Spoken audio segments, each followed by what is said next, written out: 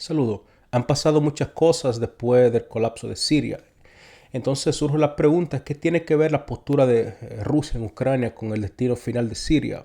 En el análisis de hoy exploraremos la compleja interacción geopolítica entre la participación de Rusia en Ucrania y sus posibles implicaciones que todo esto tiene para Siria, así como también la maniobra estratégica mucho más amplia e importante para potencias globales como China. Muchos se están preguntando en este momento el por qué Rusia o China no fueron al rescate de Siria. Una pregunta que de hecho yo comparto y entiendo en absoluto a aquella persona que tienen esta pregunta. Sin embargo, debo decir que si Rusia pierde la guerra en Ucrania, en general, que es una guerra mucho más amplia e importante, no hay nada que los rusos puedan hacer por Siria. Entonces surge un gran dilema, rescatar a Siria a costa de perder la guerra en Ucrania o simplemente permitir que Siria colapse, dejar que Siria carga en el yugo de aquellos terroristas. Ese es precisamente el gran dilema, porque si Rusia pierde en Ucrania, eventualmente Siria también colapsaría, porque Rusia misma colapsaría. Estas personas que tienen este tipo de pensamiento, estas preguntas, yo creo que deben de pensar en esto en términos de prioridades, en términos más amplios, porque si Rusia tiene éxito en Ucrania y si el ascenso de China eventualmente alcanza una masa crítica, irreversiblemente supera el bloque occidental, yo creo que todo esto desastre que Occidente ha cometido desde hace mucho tiempo puede ser revisado y eventualmente se puede hacer algo para salvar, es decir, para revertir lo que ha ocurrido. Esa es la percepción, yo creo, lógica, y yo creo que esa es la percepción que los rusos y los chinos han tenido frente a este conflicto. Así es como yo lo veo. Sin embargo, la gente tiene que seguir recordando que no deben rendirse porque tuvieron una derrota. Pero, sin embargo, es importante admitir que hubo una derrota cuando ocurre, a pesar de que el panorama global ha cambiado drásticamente. Yo creo que lo que se debe hacer a continuación es dar prioridad a las cosas más importantes. Y nuevamente, esa es una decisión que debe basarse en hechos, lógica y razón, no simplemente en una ira o desesperación o depresión. Eso es muy importante. Mucha gente se pregunta por qué estaba China aislada y no ayudando a Siria. He visto muchas personas culpando a China por el colapso de Siria. Incluso vi un comentario que decía literalmente que China podría haber enviado unas 4.000 tropas a Siria. Es decir, dice que China tiene aproximadamente 1.4 mil millones de personas. Así que desplegar 4.000 tropas ni siquiera se habría notado en el territorio chino. Ahora bien, el problema es que yo creo que nadie entiende completamente la dificultad que involucra mover ese número de tropas. La gente común no entiende lo que implica mover 4.000 tropas de un lado al otro en el resto del mundo. Ven que los Estados Unidos lo hace de una forma fácil, por lo tanto dan por sentada que la capacidad de Estados Unidos de hacer estos movimientos es algo que es posible para todos, ya que los Estados Unidos han desarrollado estas capacidades a lo largo de décadas y tienen una red global de bases militares específicamente diseñada para facilitar esta maniobra. Recordemos que los Estados Unidos tienen más de 800 bases militares en todo el mundo. Ningún otro país se asemeja a tales cosas. China no tiene eso y tampoco tiene la intención de hacerlo. No tienen la capacidad para hacerlo, aunque quisieran. Además, China no tiene ambiciones expansionistas opuestas a lo que tiene los Estados Unidos. Es un ejército que se ha preparado para defender a China, no para llevar la guerra, el terror, el conflicto, la humillación a todas partes del mundo, tal como lo hace el ejército americano. Así que esa es, digamos, la perspectiva más amplia. La gente pregunta que por qué no hicieron nada para apoyar económicamente a Siria. Recordemos que un país necesita estabilidad, lo cual nunca hubo en Siria realmente, por lo que esos fueron todos los problemas que impidieron que ese apoyo económico, político y militar fluyera hacia Siria. Necesitaba que Siria gozara de una estabilidad, obviamente, la cual nunca tuvo. Y China tiene cosas que preocuparse, como el ejército de los Estados Unidos que está desplegado a lo largo de su costa. Eso es algo que les pone mucha presión a China, especialmente en la región del Indo-Pacífico. Para una guerra con los Estados Unidos, yo creo que China debe estar preparada, porque los Estados Unidos están diciendo abiertamente que dicen que van a pelear con China en los próximos años. Ahora bien, los eventos en Siria no fueron cosa aliada, aislada, están conectadas, considero yo, con los eventos que ocurren en Ucrania. Por eso, lo que pasa en Ucrania, al final del día, podría afectar directamente la situación en Siria. Y como van las cosas en Ucrania, podemos decir que la situación en Siria podría ser, de hecho, algo temporal. Mientras hablamos de Siria, de esta gran derrota que sin duda lo fue, tanto para Rusia como para Irán y posiblemente para China. Pero independientemente de todo, Rusia está participando en esta guerra de desgaste en Ucrania y toda esta crítica hacia el mundo multipolar. Realmente, cuando pensamos en lo que Rusia tuvo que hacer en Siria frente a lo que está haciendo en Ucrania, vemos que ha tomado una postura estratégicamente lógica, una postura estratégica en general, la cual es inteligente, debo decirle. De hecho, que necesita hacer lo que necesita hacer, lo está haciendo para garantizar que este mundo multipolar siga avanzando. Rusia ha priorizado a Ucrania y se ha enfocado en hacerlo desde el principio. Por lo tanto, ha dirigido todos sus recursos hacia aquel lugar en cualquier otra contingencia que haya priorizado por encima de Siria. Podemos ver, si miramos a los mapas, podemos ver que Rusia sigue avanzando drásticamente con cada día que pasa. Han básicamente sobrepasado a Chasiviar, que era un punto estratégico muy importante, un bastión ucraniano fuera de Bakhmut. También tomó posiciones muy importantes en toda la línea de frente. Este saliente que se extiende hacia Pokrov ahora está rodeando a Pokrov, lo que yo de hecho he venido diciendo en el pasado que podría pasar. Los medios occidentales decían que las fuerzas rusas se habían detenido al llegar a Pokrov, que los ucranianos lo habían detenido, pero en realidad eso no es cierto. Eso no fue lo que pasó. Los rusos lo que han hecho es cerrar por completo un cerco alrededor de Pokrovsk. La táctica rusa es clara y consistente. Yo creo que no hay duda al respecto. Cada ciudad que captura sigue un patrón similar. Es decir, llega, se detiene, asedia, la rodea y finalmente la toma. Esto es lo que está ocurriendo precisamente en Pokrovsk. Los medios occidentales reconocen que es un centro estratégico clave para Ucrania en la región de Donbass. Y precisamente eso es lo que Rusia está buscando. Está tomando todos aquellos centros estratégicos para soscavar por completo la efectividad de la defensa ucraniana. Están empoderándose de forma gradual de las posiciones estratégicas fortificadas más importantes, lo que pone a Ucrania en una difícil situación al intentar recrear esta defensa mientras retrocede. Esto es algo que es imposible hacer. Tú no puedes restablecer esta defensa tan enorme en forma de retroceso. Al mismo tiempo, este proceso está desgastando al ejército ucraniano, lo cual es algo que los rusos siempre han querido. La gravedad de la situación se refleja en la creciente desesperación de Kiev, como la demuestra su discusión con los Estados Unidos sobre la movilización de jóvenes de 18 años para incorporarlos a esta guerra, a este conflicto, que simplemente está destinado a fracasar. Esto no solo indica que la narrativa de que Ucrania está infligiendo bajas superiores a Rusia pierde fuerza, sino que también yo creo que esto subraya que las fuerzas ucranianas están al límite.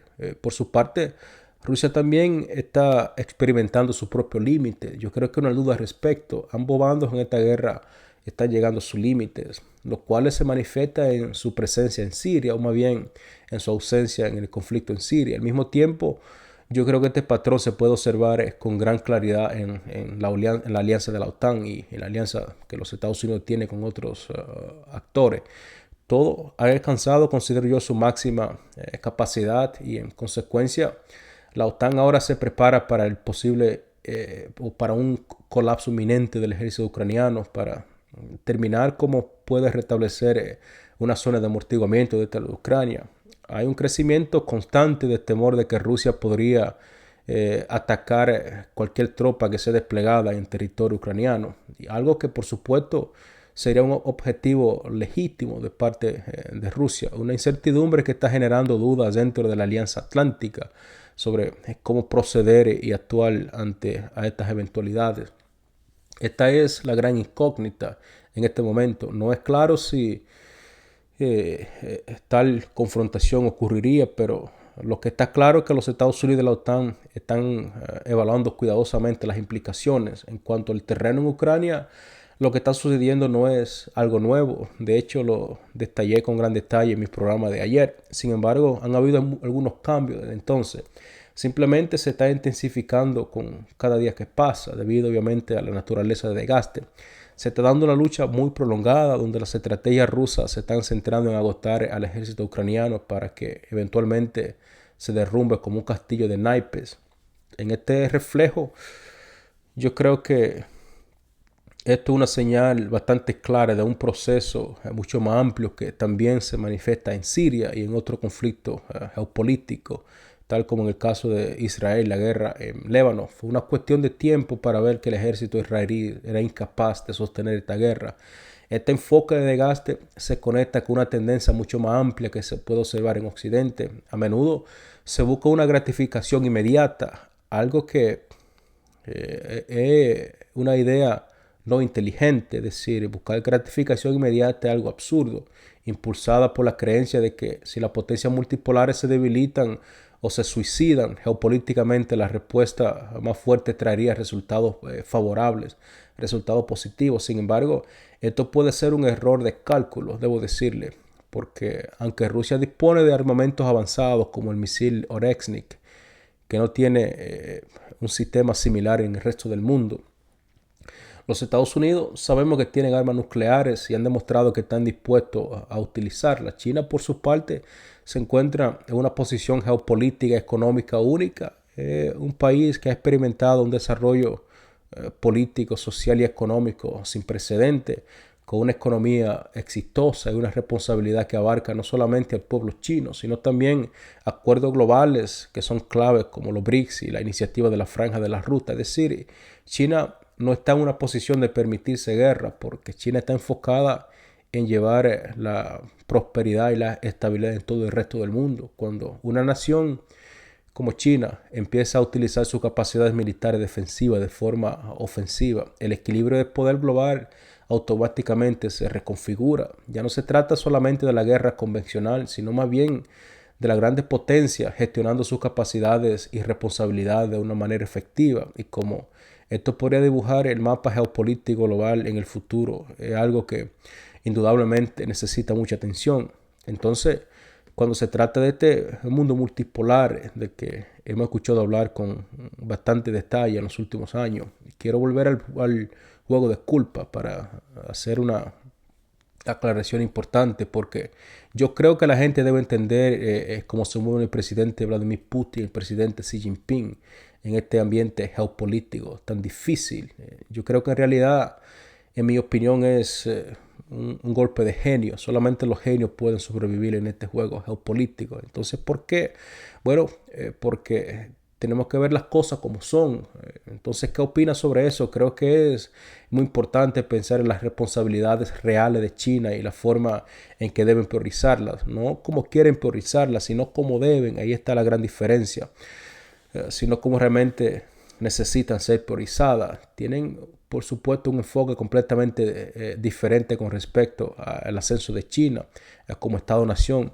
La forma en que lo están haciendo es una forma única. No ha habido en toda la historia algo similar que podría compararse al el éxito chino. El colectivo occidental, en su enfoque geopolítico, ha intentado repetidamente provocar a sus adversarios estratégicos de manera constante. Buscan generar tensiones con Rusia, China e Irán, mientras que una parte significativa, de hecho, de la población, del público en general, incluso los que apoyan a estos países, exigen venganza inmediata ante los eventos que se desarrollan. Algo que me hace mencionar otra vez que no es prudente actuar de manera inmediata, es bueno actuar de una manera fría y calculada. Este deseo de represalia se intensificó tras los ataques que tuvieron lugar el 7 de octubre en Israel y lo que sucedió en Gaza, poniendo presión sobre el gobierno iraní y Hezbollah para que tomaran acciones contundentes. Sin embargo, la estrategia occidental ha estado diseñada para sobrecargar a estos actores, provocar su sobreextensión y eventualmente su colapso.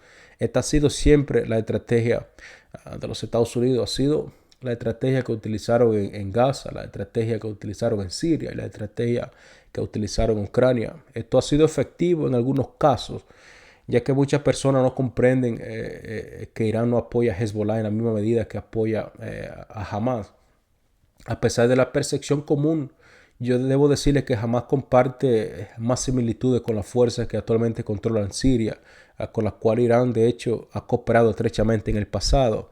Esta falta de entendimiento y de comprensión básica sobre estos acontecimientos geopolíticos ha generado diferentes reacciones impulsivas pidiendo venganza por Gaza, lo cual es comprensible debido a la gran tragedia y a los crímenes que los israelíes han cometido en este genocidio que tienen en Gaza. No obstante, lo que Israel hace muy a menudo es deliberadamente diseñar situaciones que desaten emociones y noblen la razón estratégica. Por lo tanto, no debemos permitir que las decisiones que los occidentales están tomando no doblen la razón. Este enfoque parece haber que ha sido diseñado para que funcione en Medio Oriente, pero cuando se trata de China o Rusia, parece que este enfoque no tiene ningún efecto en absoluto, porque en el caso de China y Rusia, ese enfoque es diferente.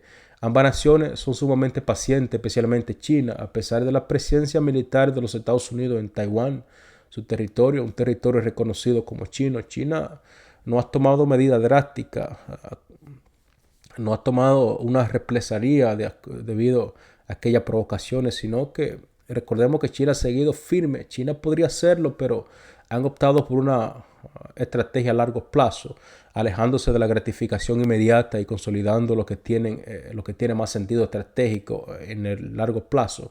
Aceptar una humillación política a corto plazo a veces puede ser beneficiosa si quiere alcanzar una victoria a largo plazo, o actuar por venganza ahora y enfrentar el colapso posteriormente, algo que no es inteligente. Y yo creo que los chinos están por el camino correcto, están decididos a enfrentar cualquier humillación política por una victoria a largo plazo. Rusia ha seguido un patrón similar en Ucrania al de los chinos. La retirada de Kharkov fue vista por muchos como una traición, pero yo creo que a largo plazo esa decisión le ha servido estratégicamente a Rusia. En Siria, Rusia también resistió múltiples intentos de provocación, una confrontación de hecho que fue diseñada para enfrentar a los Estados Unidos, como el derribo de un avión de guerra por parte de la fuerza turca y el asesinato también del embajador ruso en Siria. En todo momento, independientemente de lo que pase en Rusia, siempre se ha mantenido firme, tomando decisiones basadas siempre en visión a largo plazo, con prioridad a una victoria futura, incluso si eso implica una humillación temporal a corto plazo a mano del este. Al igual que China, Rusia yo creo que no se ve afectada por las humillaciones políticas que pueda percibir Occidente. Tanto China como Rusia y por supuesto Irán, que es un país inteligente, que han sido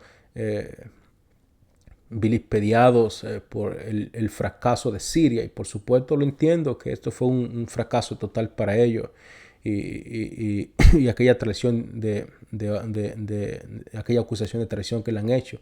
Sin embargo, no se han dejado llevar por aquellas emociones predominantes en Occidente. En mi opinión, estos países no se preocupan en absoluto por la percepción de humillación, sino que más bien están enfocados en los beneficios estratégicos a largo plazo para su nación, que es finalmente lo más importante. Además, la multipolaridad y su compromiso con la sociedad, con aquel mundo en vía de desarrollo, yo creo que refleja una preocupación por el bienestar global, especialmente por la mejora de las condiciones de vida del sur global, buscando obviamente evitar a toda costa la pobreza, la destrucción y el caos que eventualmente prevalece en regiones como Siria.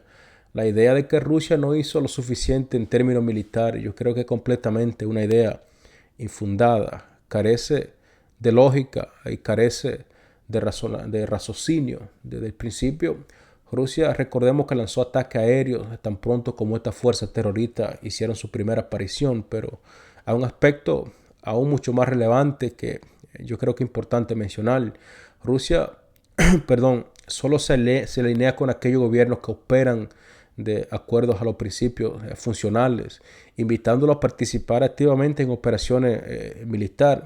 Por lo tanto, Rusia siempre ha seguido un patrón coherente. Rusia siempre ha estado apegada a respetar las leyes internacionales, siempre se ha adherido al concepto de multipolaridad. Rusia, por supuesto, respeta la Carta de las Naciones Unidas y el derecho internacional, principios que desde siempre han guiado su actuar en la arena global. En cuanto a las críticas chinas, por supuesto, yo creo que se debe mencionar que esto parece que se ha tomado a la ligera porque se dice que China no hizo mucho para reconstruir la situación en Siria. Recordemos que surge una cuestión fundamental y es que ¿qué piensa la persona sobre las sanciones? Debo decirle que las sanciones no solamente afectan exclusivamente a los países que la imponen, o a los países que imponen las sanciones, o a aquellos países que son objetivos de las sanciones, como Estados Unidos y otros países, sino que también esto tiene un impacto global mucho más amplio. Siria, por ejemplo, recordemos que fue devastada, desvinculada de la economía global por aquellas sanciones internacionales impuestas ilegalmente por los Estados Unidos, hasta el punto de que su sistema bancario fue lamentablemente desmantelado y durante años los habitantes de Damasco vivieron en algunas ocasiones cortes de electricidad de hasta 23 horas al día. Esta es una economía, amigo, que está en ruina. Entonces, ¿cómo se supone que China, por más esfuerzos que haga, pueda reconstruir a Siria si el país no tiene acceso a los mecanismos necesarios que les permitan un desarrollo económico sostenible, que les permitan participar libremente en la economía global? Y claro, algunos podrían argumentar de que China podría haber evitado las sanciones, pero la situación es mucho más compleja que eso, porque la realidad es que China, recordemos que invitó a Siria a unirse a la iniciativa de la Franja de la Ruta, un paso positivo hacia la reconstrucción del país. Siria aceptó y se han hecho algunos esfuerzos importantes para pensar en cómo podría levantarse el país de este estado de ruina y pobreza que existe. Sin embargo, sin la capacidad de ceder a los recursos necesarios como el Banco Mundial y formar parte del comercio internacional. ¿Cómo puede China ayudar a reconstruir la Siria si no existe una manera efectiva de hacerlo? Este es el gran dilema, amigo, y esta es la gran cuestión que nosotros debemos entender cuando hacemos ciertas críticas.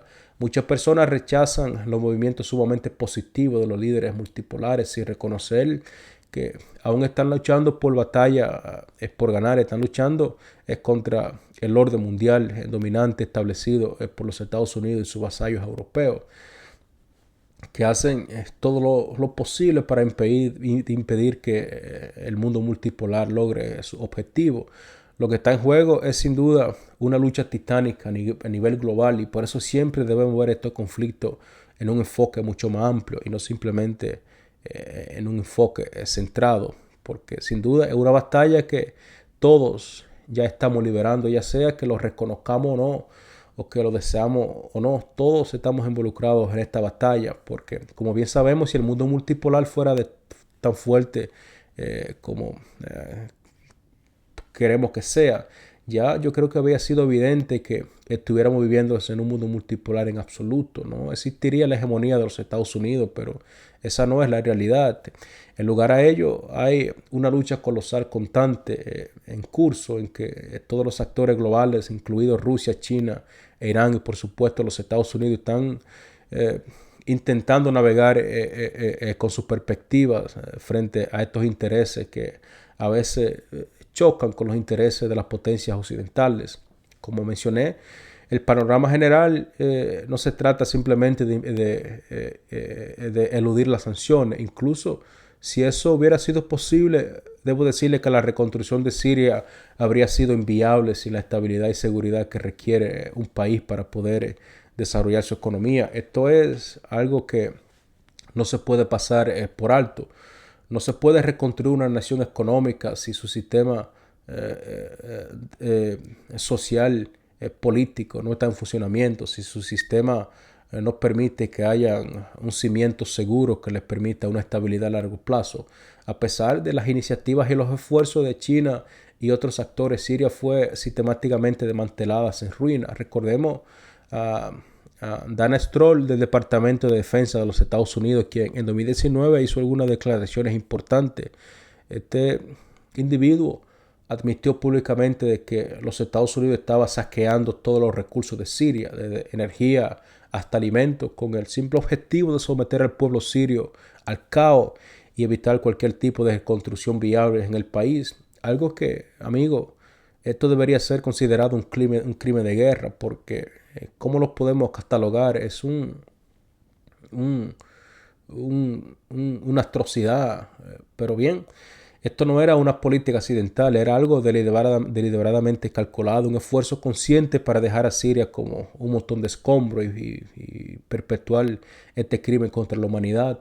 Lo que está ocurriendo en Siria y otros lugares como Libia era un intento claro de destruir el país, no solamente político y económicamente, sino cualquier posibilidad de reconstrucción en el futuro, cualquier posibilidad de reconstruir la estabilidad económica, política y social en la región. En todo modo, hay una implicación geopolítica muy importante en juego en esta guerra. Tanto lo que está ocurriendo en Ucrania como en Siria y más allá están armónicamente conectados.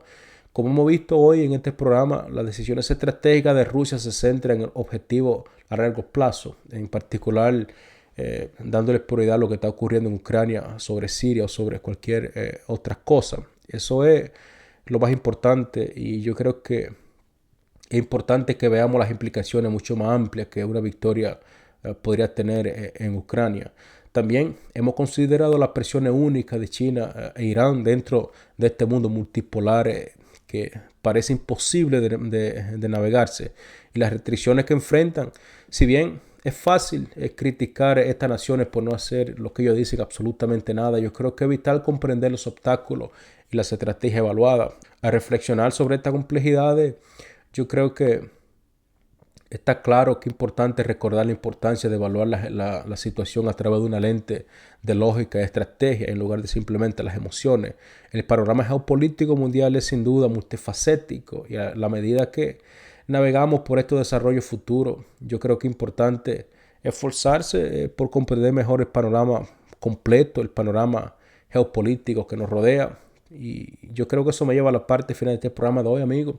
Y le pregunto, ¿qué es lo que realmente hay que hacer en una situación como esta en la que se enfrenta Rusia, China, Siria, Irán? Si te resultó interesante este debate, amigo, te invito a que te unas a nuestro próximo programa donde seguimos compartiendo análisis sobre temas tan importantes como este. Además, si consideras apoyar este canal, te considero que presione la campana de notificación, considere hacerte miembro de este canal para que nos permita seguir produciendo contenido de calidad como este. Y no olvide darle me gusta y compartir este programa con aquellas personas que usted considere que esto le agregaría algo de valor. Así que amigos, esperamos verlo en el próximo programa. Así que hasta la próxima.